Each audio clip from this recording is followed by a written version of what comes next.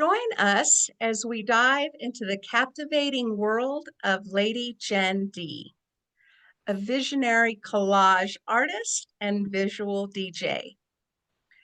Through the magic of remixing imagery and text, she breathes new life into forgotten materials, creating imaginative realms and captivating the senses. Discover the meditative process behind her therapeutic artistry and explore how she transforms overlooked elements into thought-provoking masterpieces. Get ready to embark on a journey of creativity, depth, and subtext as we unveil the extraordinary talent of LadyJennD. Welcome to the Happiness on Tap podcast, where guests dive deep into the vulnerable experiences that contribute to their happiness. I am Leanne Herron, certified health and life coach, owner of Finding Resilience with Leanne, and host and creator of this podcast. This episode is part of our entrepreneur series. This series will include tips and tools from each of our guests on their struggles, obstacles, and lessons learned along their entrepreneur journey that will provide valuable information and help save you time and your sanity. So kick back and listen to the end. Thank you for joining us for Unveiling Imaginative Realms, the artistry of LadyJennD. Hello, Miss Jen. How are you? Hi, I'm very well today. Thank you. How are Thank you so you? much for joining us. Thanks for having me very much. I'm excited. Me too. So, Jennifer, also known as LadyJennD, is a collage artist and visual DJ. A DJ remixes sound to create new music, and she takes samplings of imagery and text and combine them, mesh them, meld them together to create imaginative visual realms. Jennifer takes things that people normally overlook and layer on imagination, depth, and subtext. These bits and pieces of random media then become her greater message or song. Jennifer discovers imagery and text that captivates while skimming through books and magazines that have been discarded or forgotten. Creating elements out of meditative, cutting elements out is meditative and therapeutic. Putting them together feels like she is creating and piecing together a puzzle. Often she does not know if she's what the call or the name of that piece is going to be until the said puzzle is complete. This is also very nostalgic for her as it brings up fond memories of her grandparents. Jen moved here to Albuquerque with her husband in November of 2016 and currently rents a studio at the Mothership Alumni historic building right off of downtown Route 66. Yeah.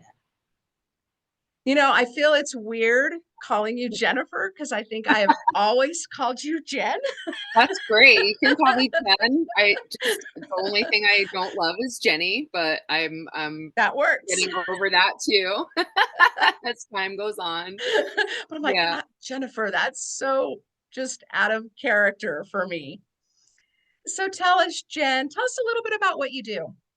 So, like you said, I'm a collage artist, and I basically create out of destruction by cutting things, tearing things from publications that are forgotten, discarded. A lot of them are very old. I love the way the old paper smells and feels. There are certain inks and colors and tones that they used back then that that are just very like captivating and inspiring to me. So I rummage through things with my ADD mind and find things that speak to me and cut them out and store them away, or sometimes use them right away to create imaginative visual realms, some new worlds out of these old contexts. I came up with a visual DJ thing, I think a few years ago, when I realized that not a lot of people were very familiar with collage, or they Mhm. only sort of thought of collage as like a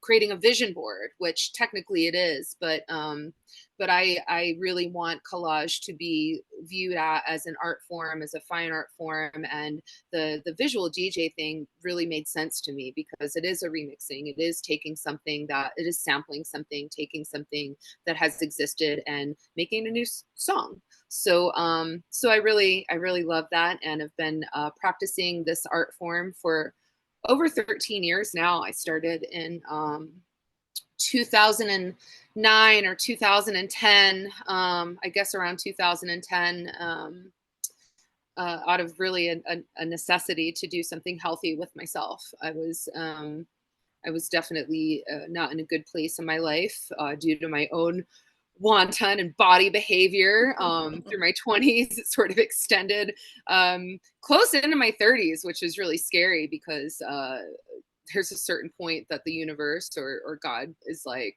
well, you've had enough. You're gonna have to start really facing the consequences of these things. And so yeah, without getting too deep into that, I started to cut images out of magazines and glue them onto cardboard and glue them onto frame backings from the dollar store because I had no money, and was really sort of starting my life all over. And collage makes sense in that regard because um, I'm destroying something old, so I'm sort of destroying my old life, and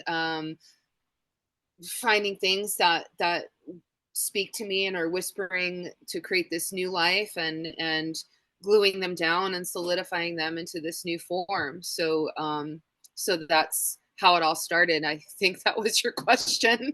Sort of Absolutely. hot question. Oh, thank you.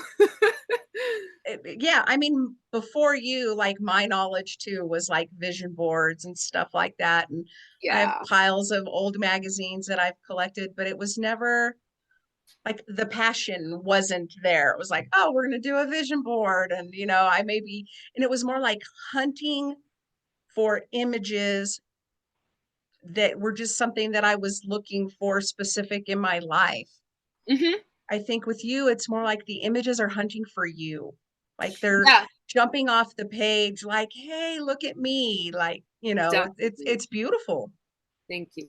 Thank you. It's a gift and a blessing, and I don't discount that any day of my life that that I was given this gift to share with the world, um, and also to heal myself. So I hope that that transcends just from viewing the art, touching the art, on screen and in person. So yeah, it's very deep and very it's always very interesting, the things that do stand out, rummaging through these publications. So Mm-hmm.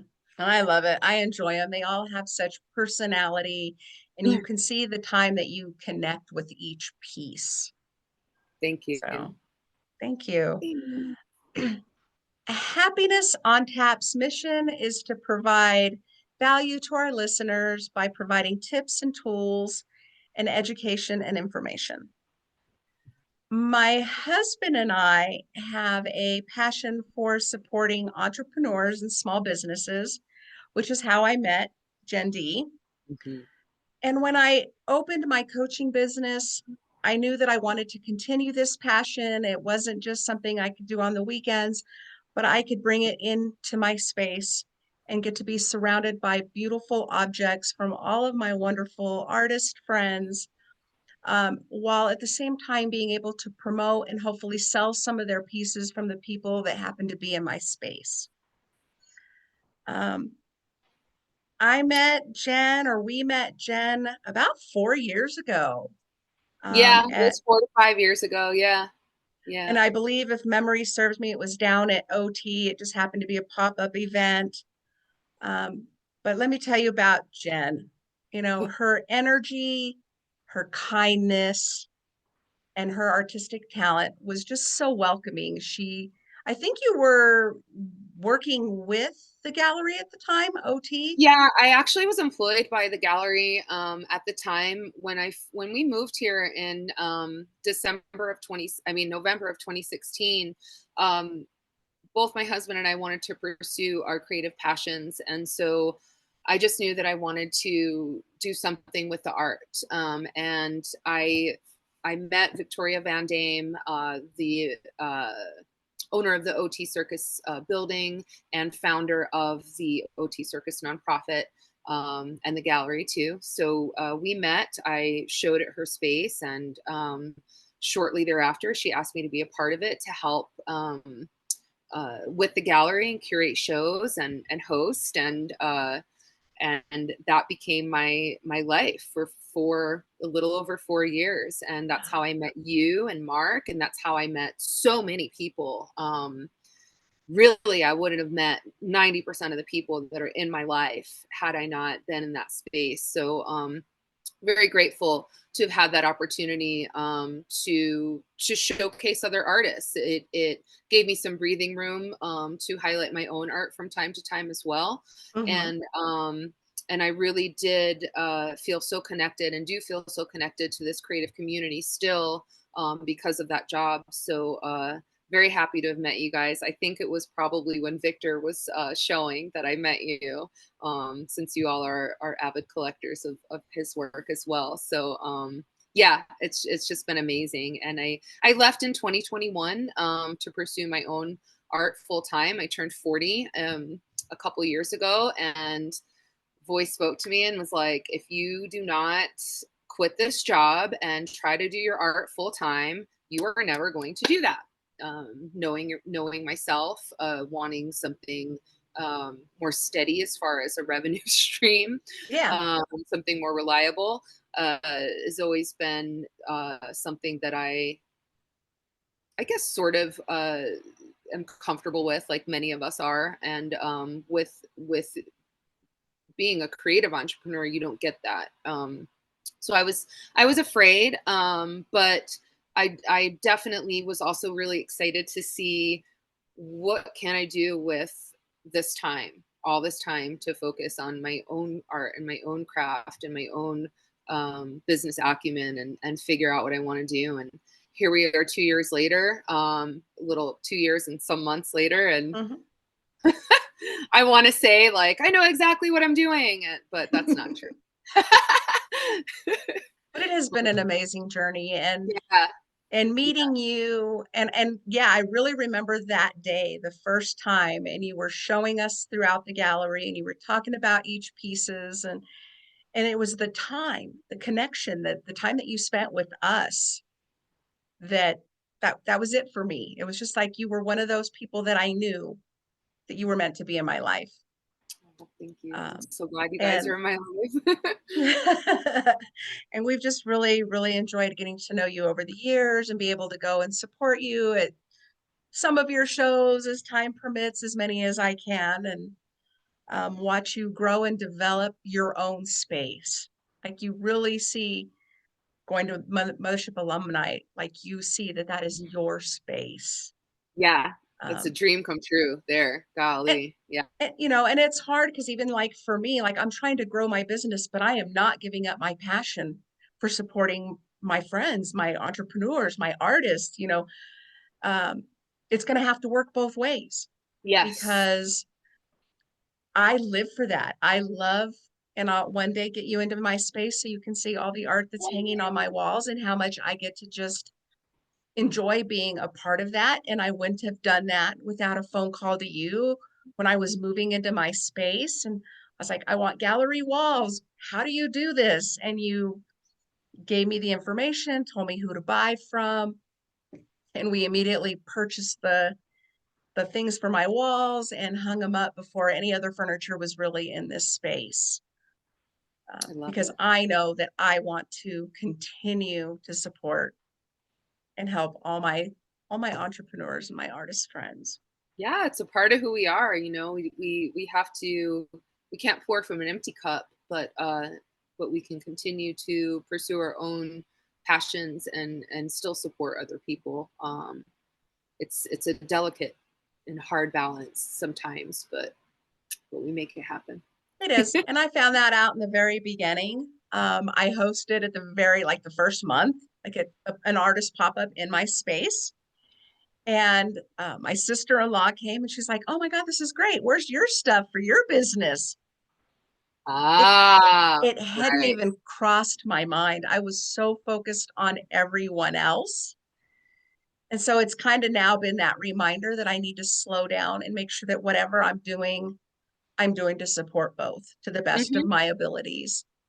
And it's in a way that I am doing the most that I can to support people, to help give them resources, or just enrich in their life by things they wouldn't have known. Because for me, the artist community was so new in my life. It was never anything prior to Mark that I experienced. I was raising kids and it was monster trucks and sports and volleyball and swimming and whatever my kids were doing, that I didn't have this thing that I was passionate about and got to just enjoy for myself. So again, thank you for being a great part of that. Oh, it's such a pleasure. Thank you. So can you tell us a little more about your journey as a collage artist? Yeah, so I kind of earlier told you guys how, well, when I started and why. So so we were in Waterbury, Connecticut at the time when I picked up Life magazine. I was living with a cousin and his now ex partner. But anyway, I was staying with them and just kind of still going through these motions of changing my life. Moving, had to get away from my lifestyle in Atlanta, um, going to fertilize my roots with my family up in Connecticut. That's where I was born. So I was living with a cousin, still kind of struggling in particular ways. And I just remember there was this Time. It was a Time magazine, rather. Time magazine, some cardboard. She had some like scrapbooking paper, and I said, "Can I just play with this? Can I just do something with this?" And she was like, "Yeah, go ahead." And it just started, and it just didn't stop for a long time. And I was obsessed with going to the dollar store, getting those frames, da da da. I reconnected with my now husband. We just celebrated 9 years yesterday of marriage, and Congratulations. thank you. He's been instrumental in, well, my life. We've been in each other's lives now for going on 19 years, so almost half my life, which is wild to think about. And yeah, he's been supportive since the first collage he saw up in Waterbury, Connecticut, and we still have that one somewhere. Can't think of the name of it, but anyway, he saw something in it, and so did my cousin. And I posted a piece on Facebook. I remember listening to one of the Gorillaz albums and creating this art piece, and I just shared it, and someone wanted it, and I was like, wow, people really like this, and they like it enough to want to own it. And I'm so grateful for people in my life throughout my whole life that I've been able to stay connected with online through social media. It's a blessing and a curse, this Facebook, right? But it's been a huge blessing to my art practice and my art life. And so it just kind of started from there. And I would send people some art, and we moved back to Georgia in 2011, I believe. And I started a bartending job there and was continuing to pursue this artistry, having more space to create in the place that we lived, and having bartending revenue to back the art was super helpful. and really helped me expand in a lot of ways. So um, it it it remains a source of self therapy for me to create collage art, mixed media collage art, and um, at a certain point, it was, it was only the self healing that I was focusing on, and now it's sort of, there's a greater purpose of like, yes, this is healing for me, but I want you to also experience that also. And so I think in the beginning of my practice, I was using a lot of torn paper, a lot of different patterns and things that people would normally not be like, oh, those will go together, and then Mm-hmm. using my hands a lot to wash paint and tear things up and put it back. And it was sort of creating um, or discovering rather order and chaos. And now I've moved to much more less busy pieces. I still do create with the old technique because I love it, and it resonates with me in certain ways that my more minimalist approach, I guess, is now.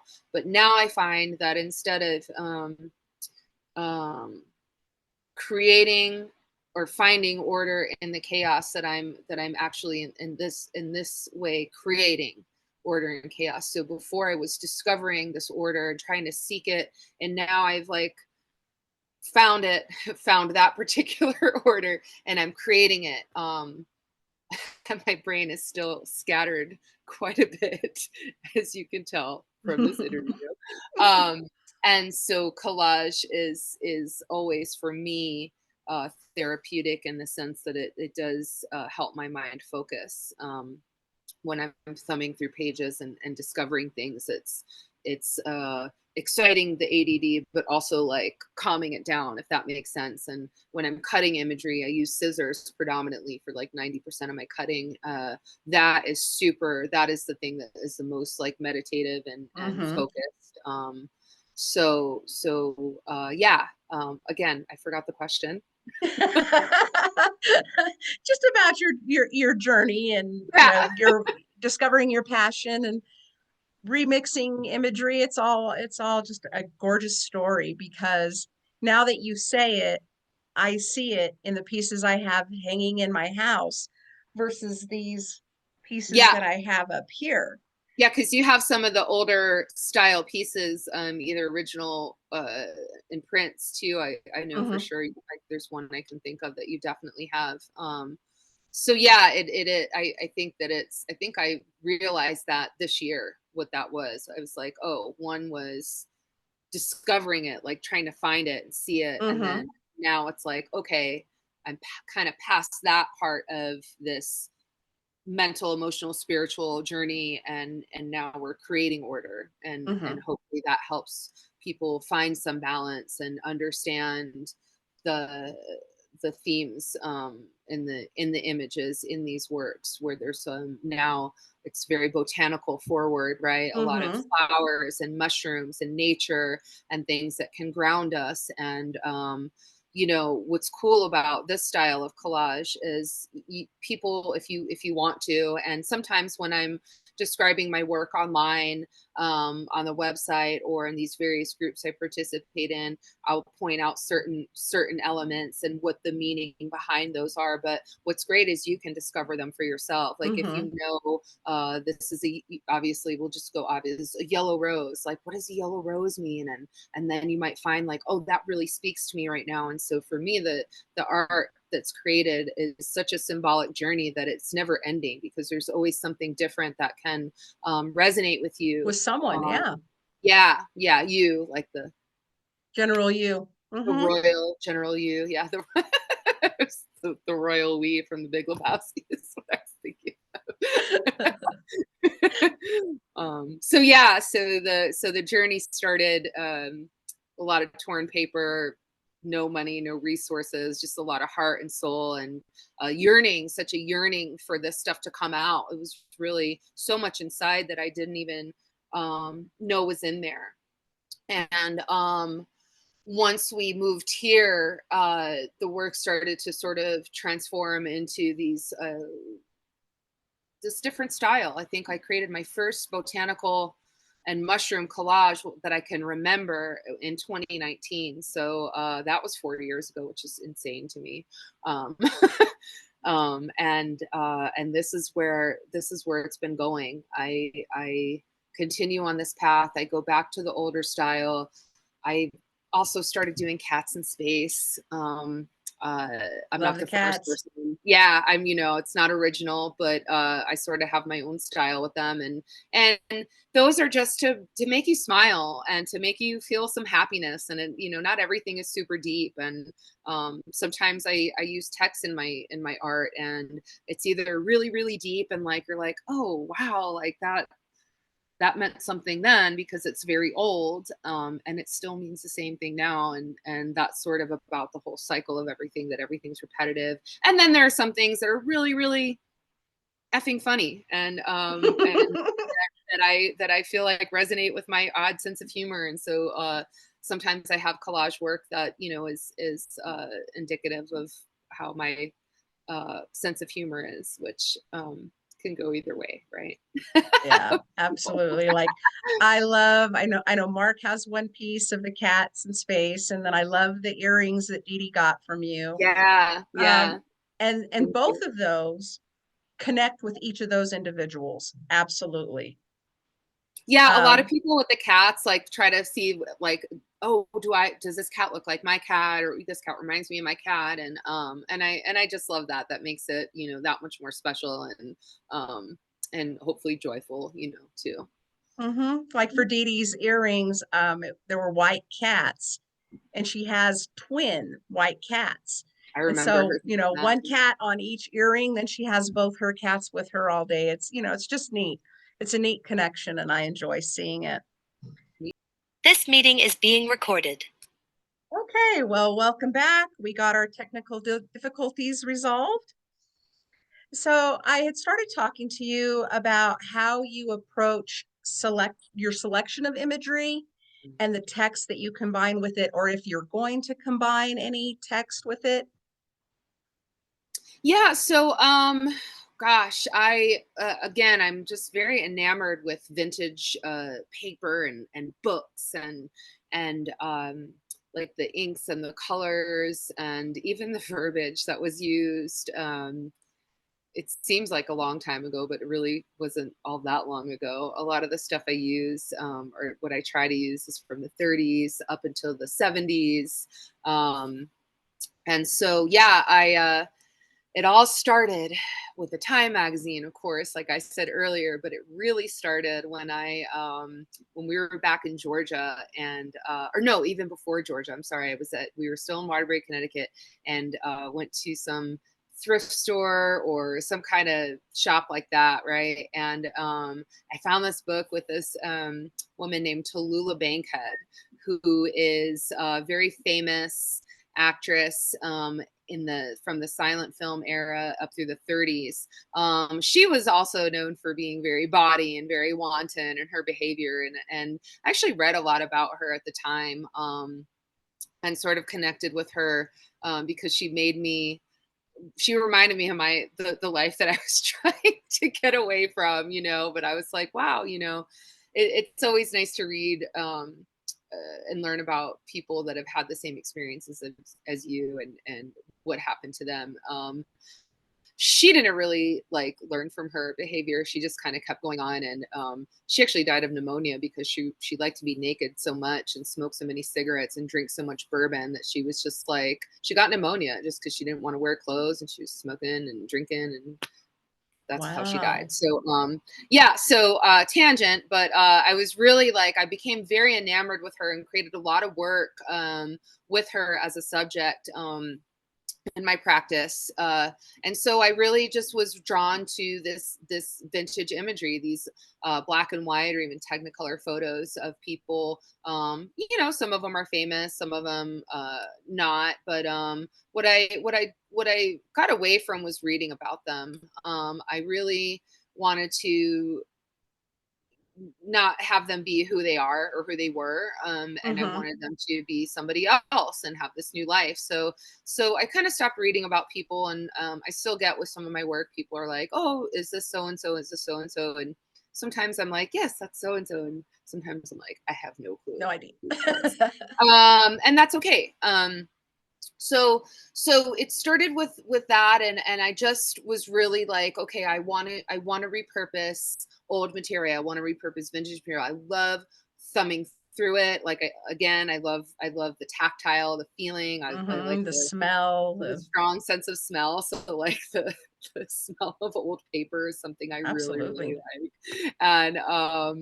And yeah, and just like the moods, everybody had such a mood and such an attitude in these images, from back in the day. So I like to honor them, and also give them some kind of new life. And that's what I love about repurposing old material, is I feel like I'm literally cementing a new life, and a new, like planting the seed for this old thing to flourish into something new. And I think that that's really special, and I think that that's what we're doing with ourselves all the time, right? Like, we're always going through growth and transformation. And I grew up around a lot of stubborn people in my life. Like, my family's like a stubborn working class New England Italian family, and so this is what I grew up with. And as I get older, and because I'm so far away physically from these people that I grew up with, I'm learning that, like, it's not really that healthy, to be stubborn, and to hold on to. It's good to have beliefs and ideologies, and know where you stand, and have passion, but for me, what I'm learning, especially as I go through creating art in collage, is that we're constantly transforming and changing our feelings and beliefs and thoughts and actions. And um, like, I know that I was known back in the day for, like, being really loud and having this great laugh, and running around and hugging everybody, and being kind of crazy. And as I go on this life journey and go through certain things, health wise, mentally, physically, emotionally, and spiritually, I am yearning to be a quieter person. And I feel like I fail at that every day, but I also succeed in that, because I know, when I look back at how I was, and the way that I acted, the things that I said, I know that I've grown from all that. And I think that that's also why the art has turned into what it's turned into, with all of these flowers and these symbols of growth and transformation, and butterflies and moths and mushrooms, with like the decay and the simultaneous life and death, and all of that is tied in together. So yeah. And I absolutely love that, because I think people, they stay stuck in a Yeah. certain phase of their life because they fear that change, or they don't see that change for themselves. And, I think your art really conveys, like you were talking about, it's like a whole new life for that person that was in that image, that could have been, a face looking out a window into a rainstorm. And now you've created this same beautiful face blooming with possibilities. Yes, I love that, blooming with possibilities. Yeah, because we're Eh, all constantly going through a rebirth and a regeneration and a rejuvenation of self. I don't see how our soul can grow if we're not allowing ourselves to change. And mhm. like I said, I don't think that we can still have these core beliefs, um, but experience is the best teacher, and it does teach us that we have to, things are going to continue to change around us, and we have to move like water, right? We have to go with the flow, and all those adages, Mhm. etc. Yeah. I love it. I love it. I love it. In fact, it will really, it'll open my mind up even more every time I look at your images when I come and see you, because I know now you're I'll gonna have go look this. at Lady Catachi behind you and be like, "Ooh, what's this mean?" Yeah, I do that too. So yeah. I'm looking forward to that. Can you share any really memorable or significant experiences, either that happened for you while you were creating, or that you saw when somebody purchased a piece? Like maybe you just saw that glow. I really have been honestly so fortunate to continue to experience that connection. It I can't even put into words really like how happy my heart feels when I see someone making that connection. So it's happened so many times, and I can't put one in front of the other that was like more meaningful or more special. I will say that recently a woman, a collector, purchased two small originals that I just did. And so I was really surprised at how fast they left. Mhm. But she was explaining to me the second one was a gift for someone, and the significance of that for that person really touched me. And that person since received it, and they reached out to me, and those kind of things are really Mm. special to me. When someone sees something in something that I've made that not only resonates with them but resonates with someone that they love, and they will pass that on because of the depth of that, like that to me is so very special. So I love when people resonate with things for themselves.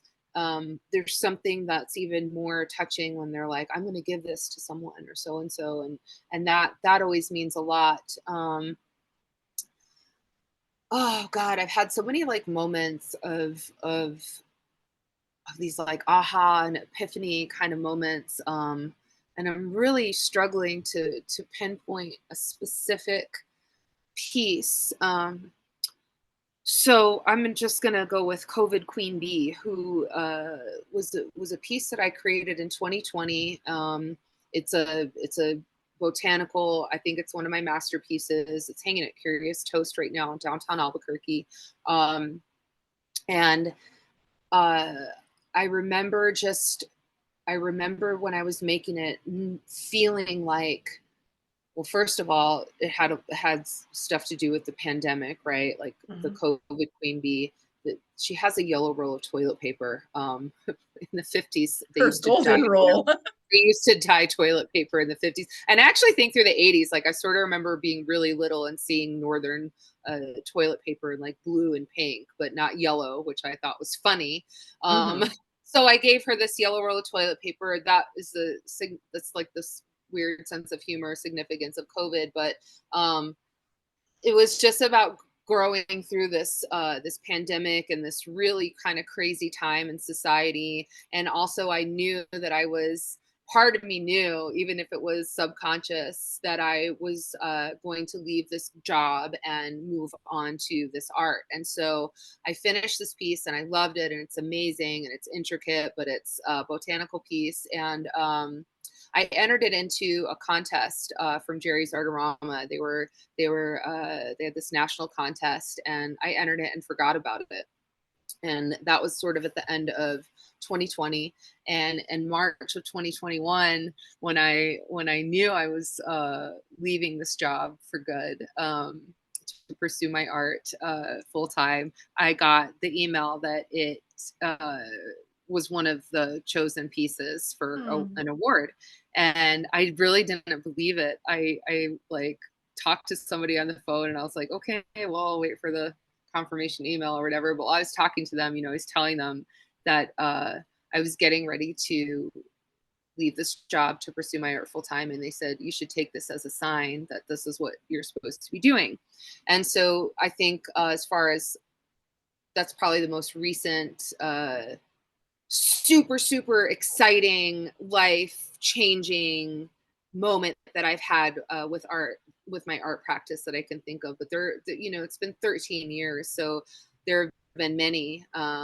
There's been some devastating things that have happened, where pieces got ruined in transportation. So yeah, I learned a lot as far as that stuff goes too, as far as like the actual uh, practicality of the art practice too, right? Like how to wrap things, how to ship things, blah blah blah, those type of things too. That I think are just as important, just on a totally different level than these deep inner experiences that we have with our art practice when we're pursuing this. You know, if we're doing this as a business, there are like things that you discover that are really, really freaking important, you know, later on, like what to put on, how to hang art on your walls, right? Mm-hmm. Huge. Doesn't seem like it, but it's a big deal, right? And that's a perfect segue into this next question, because I'm really going to use this time to pick your brain on a Okay. couple of things, and ask, what advice do you give for aspiring artists just getting started? Because I know that one thing that I want to kind of pick your brain on is uh, when you sit down and you have to price your work. Mm. I know that, you know, for me as a coach, starting my own practice, my own business, you know, I knew my value from what I was being paid in my obligation jobs. I always had that as a cap and a value. Like if I would change jobs, it was like, okay, I have to make $5,000 more a year. And I would cap myself. And I would be proud of, you know, moving up that ladder, but it was a Yeah. very slow move over time.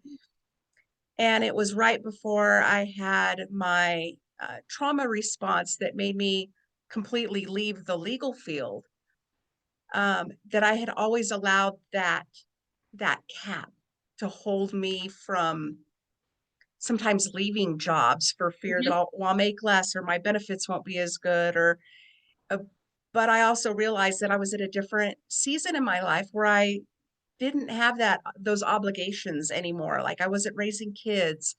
My mortgage payment wasn't as high. I wasn't making car payments. And so I didn't need to make a certain amount or cap myself.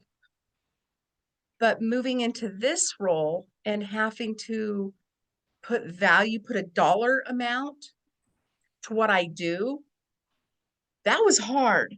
Like that It's is so really hard. hard. It's hard for, I don't know if it's a woman thing, if it's an everybody thing, if we Because all we're just priceless. But that's why, really, right? Mhm. It's hard. How do you put a value, a monetary value, on something that comes out of your heart and soul? It's so difficult, and every artist is going to tell you something different. Mhm. Some people do per square inch. I use a guide, per square inch, for my work. um $1.50 is where I start. um that's a guide, that's a loose guide. I, you know, when I first started, I didn't think about any of this, and I wasn't really, you know, I was bartending too, so that was really good money. So I've never had like I've rarely in my life rather had like a salary or like a steady paycheck. Mhm. I've worked in restaurants all my life. So so for me with my art, I think I really started taking pricing seriously when I started doing like consignment with shops or hanging work in a space and they were taking a commission.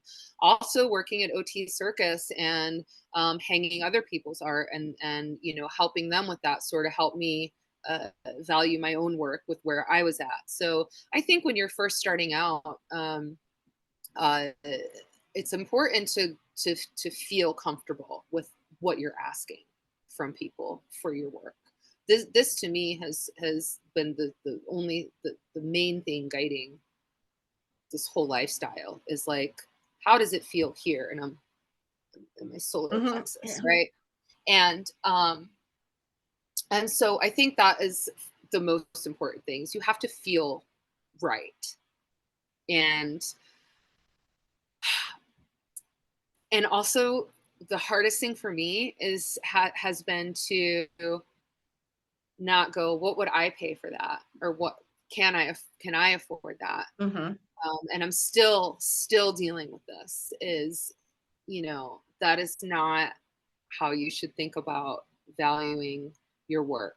When you take it seriously and open a business, uh, you will have to get licensed. You will have to get an EIN from the federal government. You'll have to get you go federal first. You go state second, and get your sales tax certificate and everything, and your state license, and then county and or city, depending on where you live, would be the last thing, so you can get a license to sell in your county or city. And so you have to take now these things into consideration. I also would advise you to save all of your receipts on all your expenses, even if you're doing it as a hobby, because if you want to grow it, you'll have a better understanding of, wow, this cost me this much to make. So you should at least double what it costs you to make, because you do that. And I say at least, because if you do that, you're still getting taxes taken out. You're getting self-employment tax, sales tax, gross receipts tax. So there's different types depending on where you live. So we don't have to get into all that. I'm not a CPA. I don't really want to. Yeah, no, but I that. appreciate you mentioning those things for somebody Yeah, who's just getting started. people don't know, and so, yeah, if you want to start an art business, an entrepreneurship, we'll call it, right? Get your EIN. That's your employer identification number. It's just an alternative to your social security number. It's free. You get that from the federal government. Then you go your state, and then you do your city. And you should just go on the website and call those people and ask them what to do. That is the easiest thing.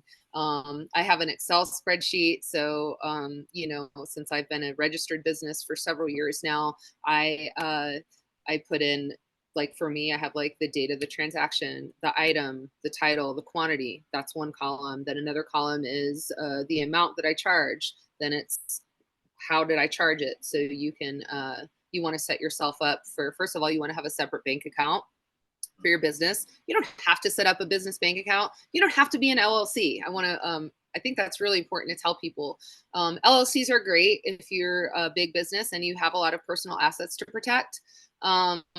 But a sole proprietorship should suffice when you start out. It's the easiest way to kind of get things going. It'll be easier for you to do your profit and loss, and it'll be less costly for you with your state, because an LLC does cost more for state filing, from what I understand. So that's really a personal choice. But some people think that you have to do that right away, and you actually don't. You can just do a sole proprietorship if it's just you're doing a creative business. It's nothing crazy, not a ton of inventory. So yeah, have a spreadsheet, do your profit and loss to the best of your ability, save your receipts, learn how much things cost. That'll help you get to your pricing. It always has to feel right. You definitely, in order to make money, you're going to have to at least double what your materials cost. Now, time. I don't pay myself hourly still. I can't. I'm a Capricorn mostly in my chart, and it would drive me absolutely freaking insane. Like, I would have to charge a lot more for my art if I had to charge for my time. Also, I don't want to keep track of my time particularly. This is me. It could be very different for everyone. Absolutely. So yeah, for me, like, creating art is to experience timelessness. I use a lot of outer space in my art. That is indicative of how important that feeling of timelessness and freedom is to that practice. So yeah, and then and I also upped my prices when I started showing in, like, I think I sort of touched on this earlier, but got away from it. Showing in galleries, they charge a commission.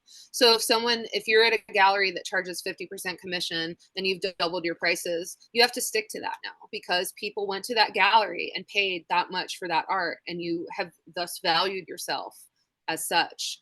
So do that.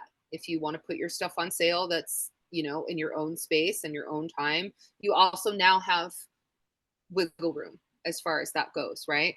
If you have, I would recommend also, once you get into your practice, start diversifying your products. who not everybody can afford original art. Your original art is special. There's nothing like the original. You've poured your heart, your soul, your mistakes, your thoughts, your blood, your sweat, your tears, any of those things and all of those things into the original work. And oddly, people will get that. Like, people that appreciate original art they'll understand that right away. Mhm. If people cannot afford your original work, or if they're trepidatious about collecting from you and want to start somewhere, having prints available is a great option. I started, like you said, diversifying my products with earrings, coasters. I have stickers, greeting cards, these different types of things. I've branched out into apparel over the last couple of years, which I'm really enjoying. Mhm. And sort of these other products. So with the age of the internet and the age of print on demand that we live in, I think it's really important to kind of get a hold on that too, and you know, put yourself out there in that regard. But the most important thing is putting yourself out there. So how do you do that? I started on Facebook. I still think Facebook is a great way to put your art out there. In fact, I joined several buy and sell groups. I joined several show only groups where you just share your art with a like-minded community. Like, I have 3 different collage groups that I just show work in. I have probably 3 or 4 different groups that I show and sell in from time to time. Actually co-host one of those groups on Facebook for New Mexican based artists. So any Mhm. artists in New Mexico, it's a plug, but it's also helpful. Absolutely. Is welcome to join us on Facebook in Enchantment Artisans. We host, it's myself, Erica Enriquez, who lived in New Mexico all her life. She now lives in St. Louis, but Erica is amazing and special. So she is totally still New Mexican to us. And so it's her, myself, and Ashley Kincaid, who runs some of the art programming at Off Center Arts in Albuquerque. We host and run Enchantment Artisans, where 3 times a month, Thursday through Sunday, you can list your work. We have guidelines, we have rules, we have instructions. Please don't be mad at us for having those things. Need those things. We you know, this is what this group is for, is to show and hopefully sell your work 3 times a month on this platform. We keep it orderly. We try to we do the best we can to promote your work, and you know, my collectors buy from other people in the group, and this is how we grow. So these groups are really great because you have guidance from people on varying levels of experience. You have administrators that can help you and guide you with formats and pricing and photo taking. I will say, we'll touch on that just really quick. It's really Yes. important to have clear photos of your work if you're showing it online. And now, again, with the advent of technology, what's been great for me is to be able to remove background. So like, here I am with this, like, you know, popcorn-ish wall background, and like, if I took a picture of myself with this background, I could plug this into Canva, or another app I use is called Photo Room on my phone, and it eliminates the background, and you can have just a pure white background. And these kind of things are really important to show that you care about what you're doing, that you're striving to get your best self seen in your work. So yeah, so I think let's sum it up, right? Have it right with your soul first and foremost. You can use a square inch guide. I would start at $1.50 at the lowest if I were you. If you don't feel comfortable with that, at least $1. And have a spreadsheet. Start tracking your expenses. If you want to take it seriously, get your business licenses and all that situated, and share your work. You know, we have social media, we have Facebook, we have Instagram. There's TikTok. I don't use that, but that's another great way. You use YouTube. A lot of people use YouTube. So get your stuff out there, and then get to a point where you, again, diversify your products. If you really want a revenue stream from art, that is really super important, to have different types of things. When I open my studio for Art Walk, it's pretty rare that I'll sell art off the walls. So I'm so grateful that I have, you know, these little things that people get, because Mhm. they do add up, and they are still special. Like each little, I'll be like, do you want to wrap this coaster? And people are like, no, I'll stuff it in my bag. And I'm like, can I just wrap it in tissue paper? You know what I mean? It's just a coaster, and it's not going to last forever. But Yep. it's there, always feel that too. Like, I still get nervous. I still get anxiety, all those things. And though I don't like the way I feel necessarily with those feelings and emotions, one, they're temporary, and two, they remind me that like I really give a crap about what I'm doing and what I'm putting out there. Absolutely. So yeah, that was a lot probably. So I hope That people was don't. wonderful. Absolutely. I mean, and there's so much more. I mean, even like you I said, know we talking go about into shipping and hanging all art on kinds the of stuff. wall and shipping and all of Yeah. that stuff. Those are all great things. And I really appreciate the time you spent talking about these things. I loved timelessness and freedom, because those were beautiful things. I wrote them in big words on my notes here, because I absolutely love that. We'll get more into you sharing your website so people can see that. I love the enchantment artisans. I love seeing all the different artwork that goes up. You guys put so much work into it and promoting it and shouting out to pieces that you really appreciate seeing. And it's just beautiful. And I really Yeah. enjoy it. It starts at 3:00 today. So. We'll get on this. Yeah, I have to do that. So, Like, really, yeah. I appreciate your time. I appreciate the stuff that you shared with everyone here. I do want to touch a little bit on what it means to be an entrepreneur and what people can do to support entrepreneurs. Supporting an entrepreneur can include buying from them.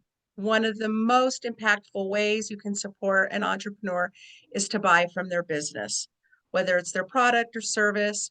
Your purchase helps boost their revenue and helps them continue to grow. Share their stories. It costs nothing to support an entrepreneur on the internet. Yeah. Like and share, open other people's minds to our wonderful artist community and other entrepreneurs. Just get out there and share their information to help them boost their business. Word of mouth is what helps us grow. If you have the means, invest in a business, some seed money to help an artist get started, to help an entrepreneur keep their business open. Mark and I were blessed and we were able to help a business during pandemic, just to keep going. And some of it was, our own selfishness. Like we really wanted to be able to continue to go to this business and support them and enjoy them, while helping keeping them open. And that meant the world to us. Mentorship, if you can mentor someone new, someone just getting started, even talking through these things like opening a business, what you need to know, what you don't have to worry about, things like shipping and hanging and protecting and all that kind of stuff, and your intellectual property.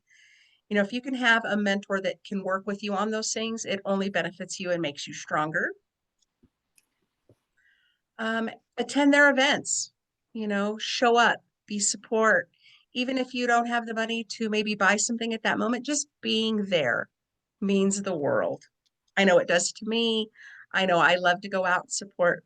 And it's for me, it's like time. It's like friend time. We're going to art walk.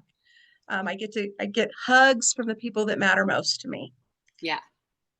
So these are just a few ways you can support entrepreneurs. And by supporting them, you're not only helping them to succeed, but you're also contributing to the growth of our economy. Yes.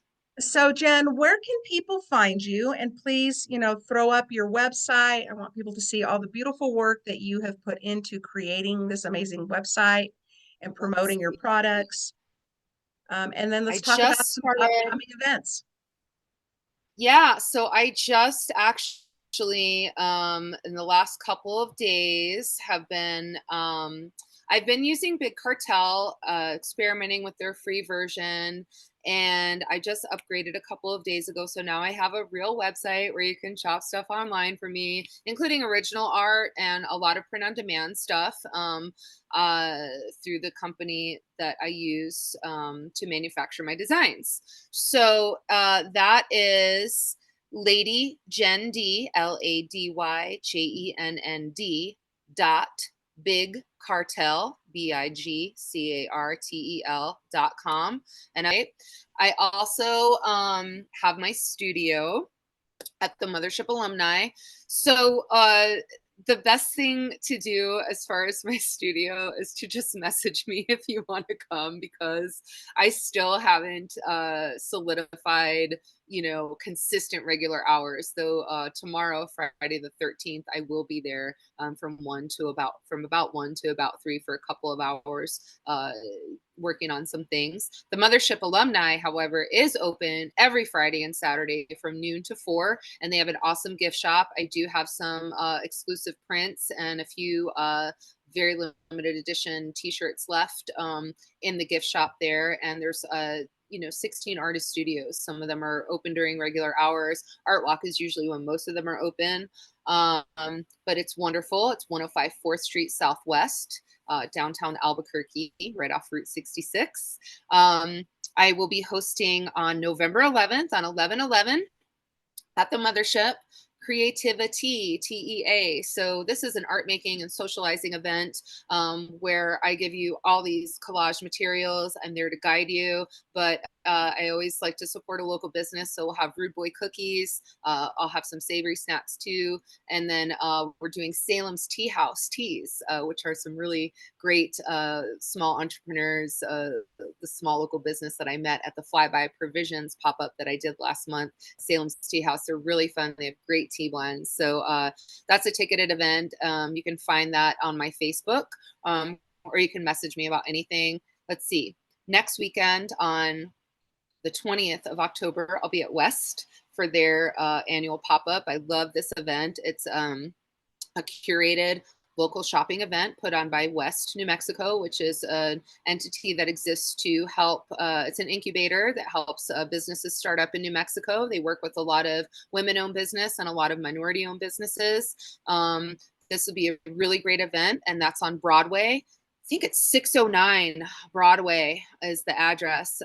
Again, all these events are on Facebook, and I'll be posting about them on my social media as well. And then on the 22nd, I'll be at Fusion over on First Street for the Fungi and Fermentation Festival with a lot of my mushroom themed stuff. So I'm really excited about all of these in-person events. I'm super excited about the website. Would love for you to check it out and give me feedback. I can put 50 items up, so I'm kind of like, I don't know what else to put out. What do people want to see? But I've been designing apparel for the last 2 years, do limited edition runs. And so I've got quite a few designs on the website. And then I have some in person at my studio as well.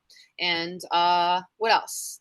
Augmented reality. I've been experimenting with that. So this is kind of a good way to close things out. I feel like I have a relationship with the past when the physical materials that I use in my collage. Like we talked a lot about my attraction to these vintage and antique materials. So this is a relationship with the past. And then when I'm creating the collage and able to be very focused, that's the relationship with the present I have. And I've been experimenting with creating videos that accompany my two-dimensional artwork.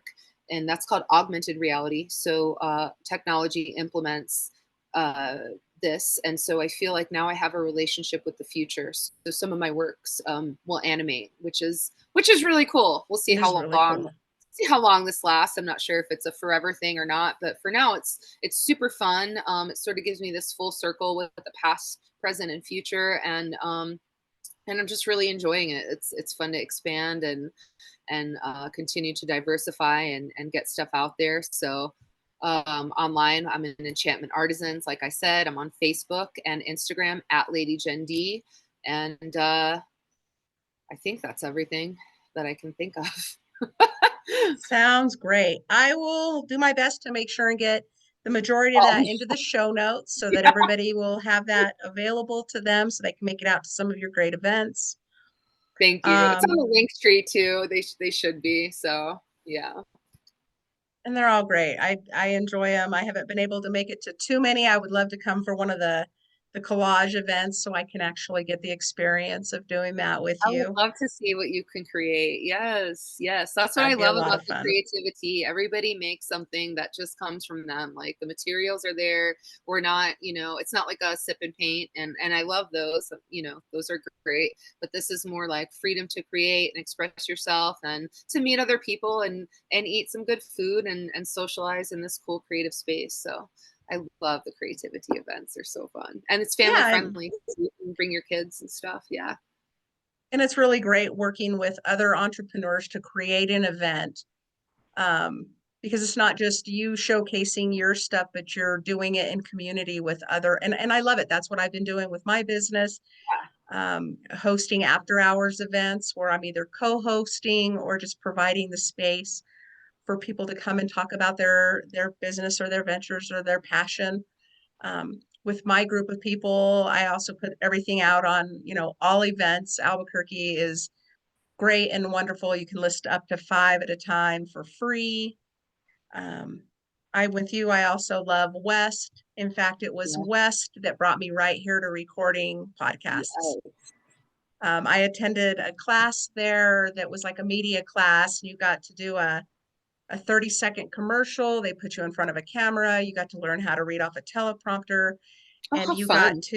you got to actually do like a short podcast, like a round table with 4 people. So it was the first time I had put on headphones, sat in front of a microphone, and that was it. I was it. That was it. It was the magic I had been looking for a platform for me to really come into myself and do what I love to do most, which is spend time with my friends and get to learn people's stories, like whole story. Yeah. I learned so much from you today that in the 4 years or Wow. 5 years we've known each other, I didn't know about you. So I'm thank you so so much. glad. I always feel like I just get so rambly, but that's part of my personality. And it's beautiful. And I appreciate you doing that and sharing, because it helps us connect when we see these pictures that you do and your art. It's a different level of connection the deeper I know you. Thank So you. I appreciate you. It's always a pleasure visiting with you and getting to spend time with you. If you Oh, enjoyed this interview, please make sure you like and subscribe to my YouTube channel, Finding Resilience with Leanne. This podcast is available on YouTube and Spotify, Audible, and Amazon Music. If you want to check out more information for me, check out my website at findingresiliencewithleanne.com. And make sure you subscribe to my email tribe so that you'll receive exclusive promotions, new events, who's coming up on my podcast, and any blogs that I put out. You can also find me on all of the socials, Facebook, Instagram, and LinkedIn. I don't TikTok. Thank you for joining me, Jen. I absolutely appreciate you. We will make a plan to get together soon. yeah. Hopefully I'll see you Friday at West Absolutely. soon. It's on my calendar. Yay. Thank you so much. This was so great. Time flew. I can't believe it's like 2:30 now. I know. Get ready for your 3 o'clock. You got a busy afternoon. I know. It's join us in enchantment. Oh, well, nobody's going to see this until after it started. Join us sometime in enchantment arts. Absolutely. Take care, hon. It was Thank always you so wonderful. much. I appreciate you. Love you very much. Hugs to you. Hugs.